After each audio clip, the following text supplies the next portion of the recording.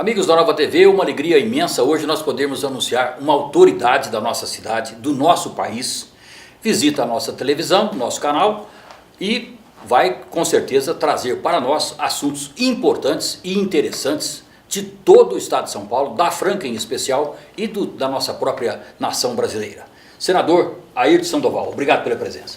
Eu que agradeço o convite, o Realindo.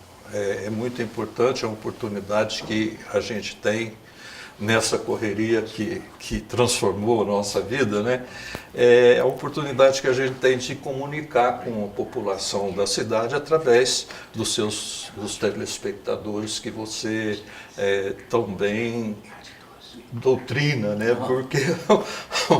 Porque um apresentador de televisão, na verdade, ele é também um doutrinador. Ele, sendo competente como você é, ele passa informações importantes, né? E também exemplos importantes para a nossa comunidade. E o nosso objetivo é realmente esse, porque você, afinal de contas, uma experiência extraordinária na política, 5 mandatos como federal e agora alçou ao Senado. Conta para mim um pouco dessa história que começou lá em 74.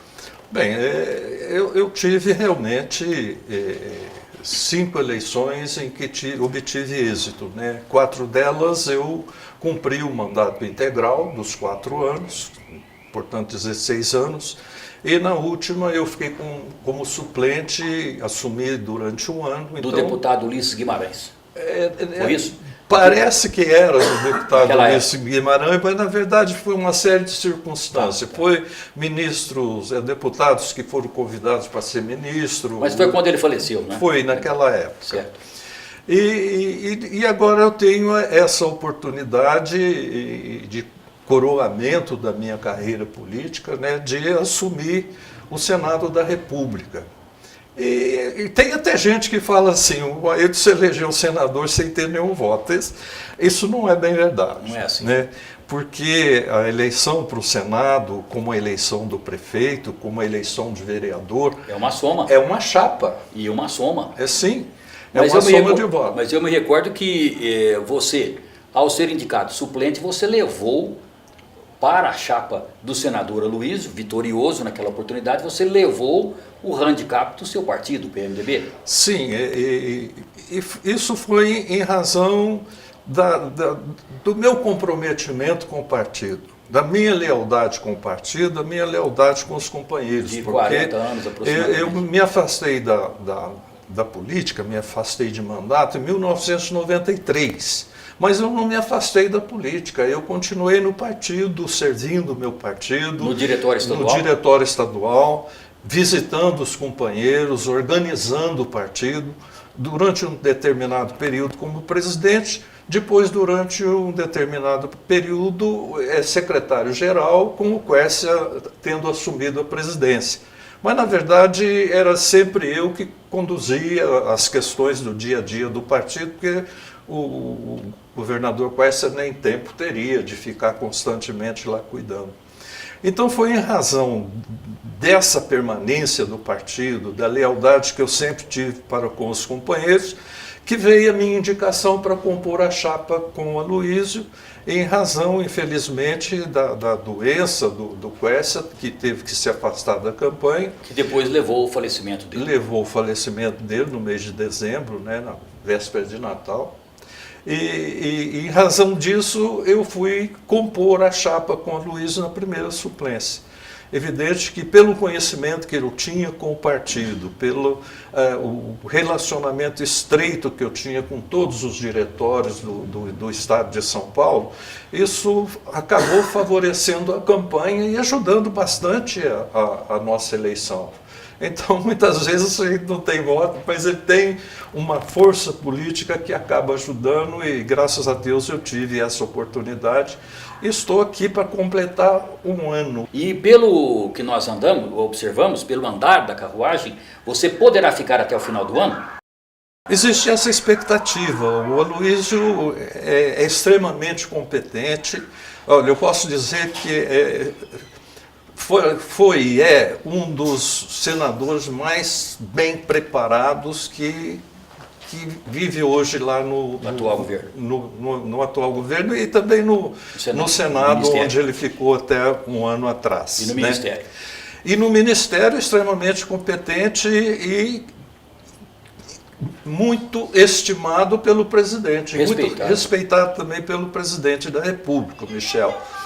Eu acredito que, se depender do Michel, ele continua até o fim do mandato, né?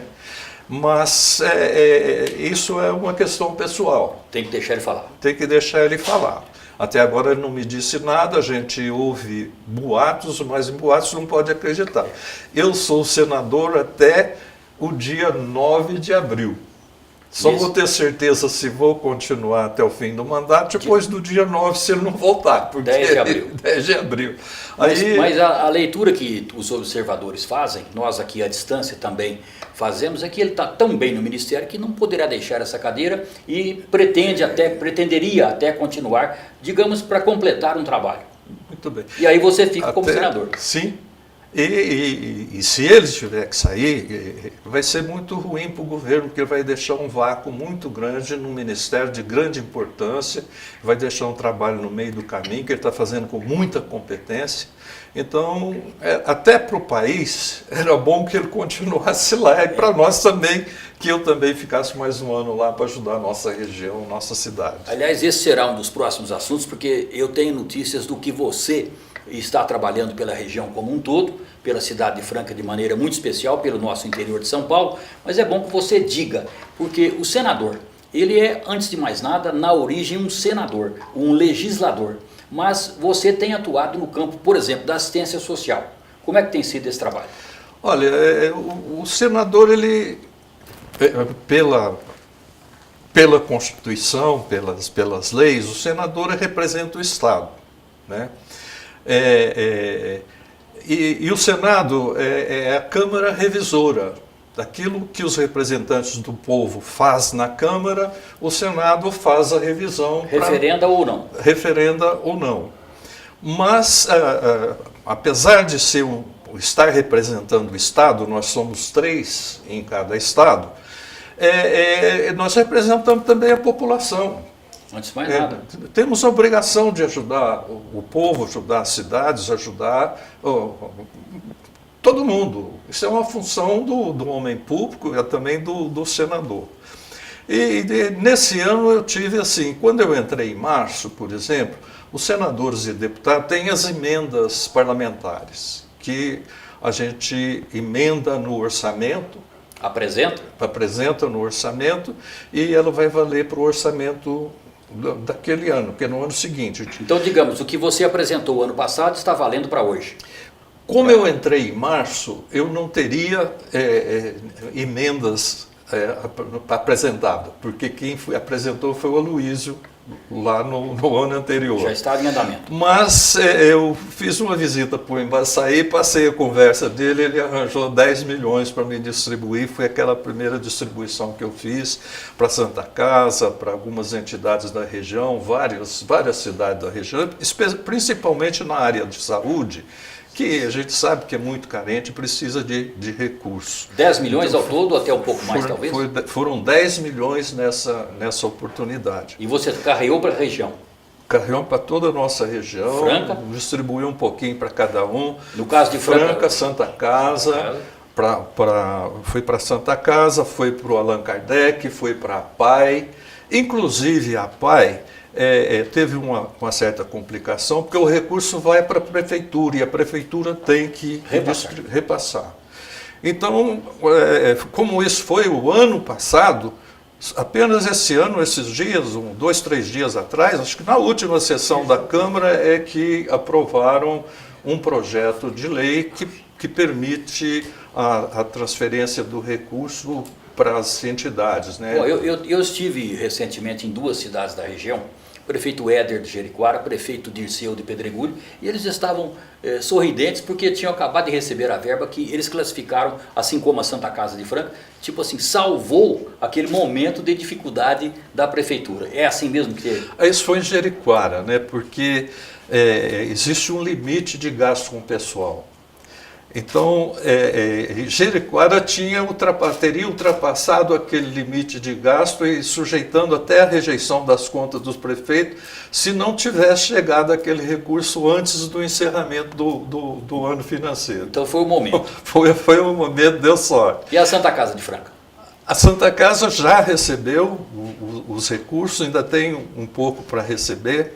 Agora, já tem as emendas desse ano que eu apresentei. Aí você apresentou? Sim. E que vão valer para o ano que vem? Para esse ano. Esse próprio ano. Eu apresentei o ano passado, valendo para esse ano. Então a última remessa é em torno de 10 milhões. E para esse ano de agora? Também também em torno de 10 milhões, porque eu tive que dividir um pouco com a Luísio, né? O Luiz tinha alguns compromissos. As prioridades dele. Eu tive que dividir um terço dos alguma recursos. Coisa para Franca virar? Ah, sim, para Santa Casa, para Allan Kardec também, está bem distribuído os recursos. Mas não foi só isso. Sei. Depois, eu ainda consegui, e aí deu um pequeno problema, eu consegui mais 10 milhões para ser aplicado do Ministério de Integração Nacional. Mas conseguimos empenhar só 5 milhões.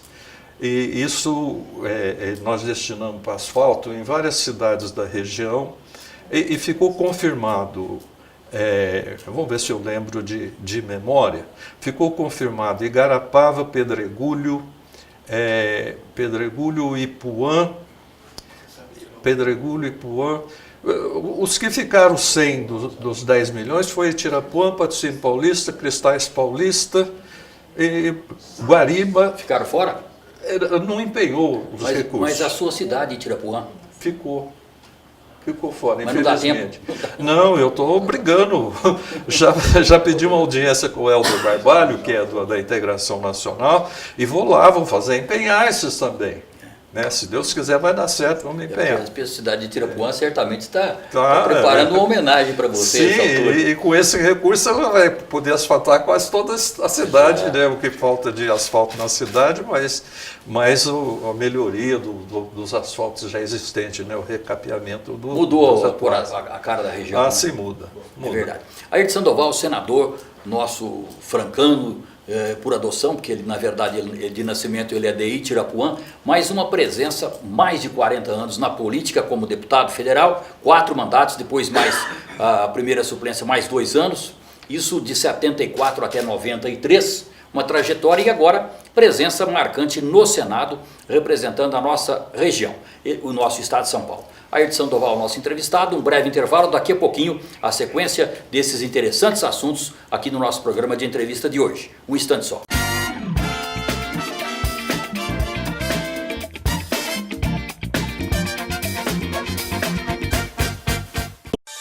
Deu vontade daquele cafezinho e pão quentinho? Está pensando em fazer aquele churrasco para os amigos com picanha importada e aquela cerveja gelada? Vai pegar estrada para curtir férias e ainda não trocou o óleo, calibrou os pneus? Quer combustível de qualidade, procedência e atendimento camarada? Então vem para a Rede DMT.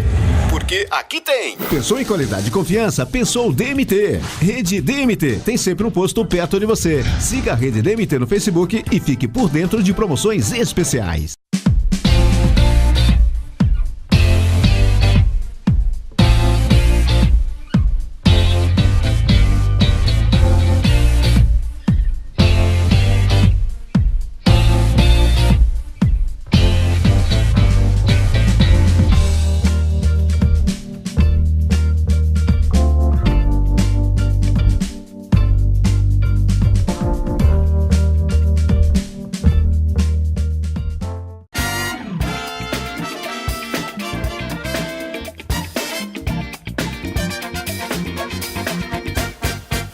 Ayrton Sandoval, senador do Estado de São Paulo, no Senado da República, nosso entrevistado de hoje, gentilmente atendeu o nosso convite e é o nosso entrevistado para discutirmos diversos assuntos, entre eles, por exemplo, o relacionamento com os prefeitos da região, com o prefeito de Franca, como é que tem sido? Tem tido oportunidade?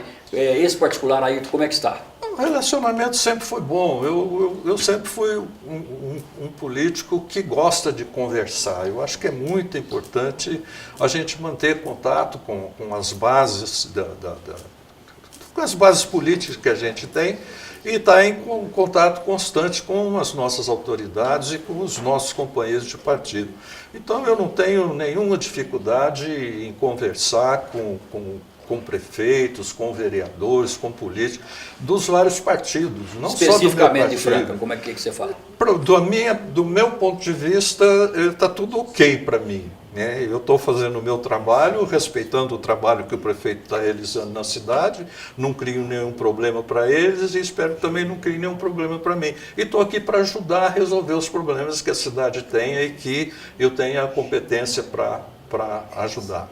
Politicamente, nesse ano de 2018, eleições para a presidência da República, para o Senado, de Câmara Federal, governos estaduais, o partido do PMDB, o seu partido tradicionalmente, indica candidato à presidência da República e ao governo de São Paulo?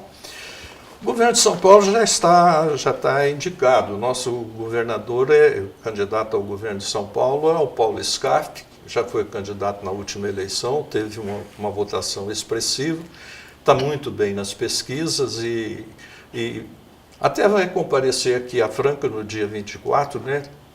Tem ajudado bastante o nosso basquete, que é uma das coisas importantes que a nossa cidade tem. Parece que já se tornou um pouco francano, gosta muito daquilo. Exatamente. E até eu tive com ele agora em Brasília, ele esteve lá esses dias, antes de ontem, em Brasília, e tivemos conversando, até eu sugeri a ele um projeto que eu venho trabalhando um pouco na surdina aí, que é a criação do memorial do basquete. O basquete em Franca é uma tradição, nós temos uma história, e foi o basquete de Franca que elevou o basquete do Brasil. Então era muito importante a gente criar essa memória, né? Resgatar a memória daqueles que ajudaram a fazer o basquete desde os seus primórdios e transformar o basquete no que é hoje no Brasil. Né? Então eu tive uma conversa com ele muito rápida e vou de novo procurar ele para ver se a gente consegue agora, com a ajuda do Paulo Scaff e a ajuda da nossa comunidade francana, a gente criar aqui em Franca um memorial do basquete brasileiro. Muito bem, inclusive recentemente aqui na Nova TV tivemos a presença de 2 entrevistados, o Edson Ferraciu, grande atleta na década de 60, e o Fausto, o nosso grande apoiador da seleção brasileira, inclusive, dos bons tempos do Clube dos Bagres, depois do Amazonas e da história do basquete de Franca, e todo mundo com uma expectativa como essa para que o museu, o Memorial do Basquete, resgate toda essa história que é maravilhosa, não é? Isso é muito bom. Eu penso não em museu, no memorial, por uma razão muito simples. O memorial faz o mesmo objetivo, as mesmas coisas, e não tem necessidade de um grupo de pessoas preparadas, formadas, que existe uma obrigação de ter pessoas formadas para cuidar das coisas. O memorial mais simples. É o mesmo objetivo, mas é mais simples a sua gestão, e possível. Né? Muito bem. Então, vamos incentivar isso. Incentivar, vamos trabalhar junto para ver se realmente a gente consegue transformar em realidade. Transformar em realidade. Mas, Ayrton, nós estamos observando umas particularidades interessantíssimas nesse Brasil de hoje, da atualidade, dos últimos tempos para cá. Por exemplo, desafio da segurança. O que você diz? Olha, a segurança é um problema nacional, problema do Brasil, vem crescendo, essas facções criminosas vêm crescendo muito. Nós temos aí o contrabando de armas, nós temos aí o tráfico de droga tomando conta dos bairros, tomando conta das cidades. Não é só o Rio de Janeiro, isso já está enraizado pelo país todo. Então, foi muito acertada a medida que o presidente Michel Temer tomou no sentido de fazer uma intervenção na segurança do Rio de Janeiro. Não foi uma intervenção no estado do Rio de Janeiro, ele só está intervindo na segurança. E é uma intervenção civil. Apesar de ter sido indicado um militar, pela competência e pela experiência que já tinha de ações anteriores, né? Por isso foi indicado um general.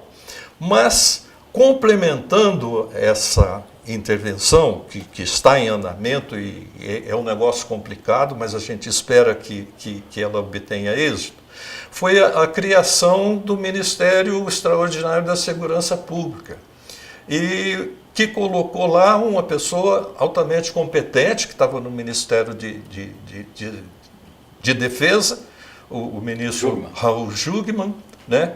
E isso é importante, porque o que tem que buscar é uma unificação das ações, especialmente de Estado e União. Porque não dá para esperar mais, né? Não dá. A gente coloca o município, mas o município não tem muito o que fazer na área de segurança, a não ser participar de informações do que está ocorrendo, ajudar nas estratégias, porque também não vamos permitir que seja transferido, como acontece sempre, obrigações ao município sem mandar os recursos necessários, que o que normalmente acontece é isso. Muito bem, Ayrton, nos próximos dias, é bom que depois você inclusive frise a data correta, é o limite para a mudança de partidos por parte dos políticos que querem se candidatar e que ainda terão essa oportunidade. A pergunta é a seguinte: você acha que muitos deputados, por exemplo, vão recorrer a esse expediente, vão mudar de partido por algum motivo? Bom, eu sou contrário a essa janela. Eu acho que não deveria existir. A pessoa se elege em razão do esforço do partido. Como nós falamos no começo, é uma chapa, né, de deputado. E do contrário, o Estado é a soma dos votos daqueles candidatos todos da chapa é que dá a eleição a algum cidadão. Dificilmente tem um candidato que se elege sozinho, só com seus votos, né? Que ele alcance o coeficiente partidário. Então os votos não são do candidato, os votos são do partido. E um mês antes das eleições, a legislação permite que qualquer deputado mude de partido.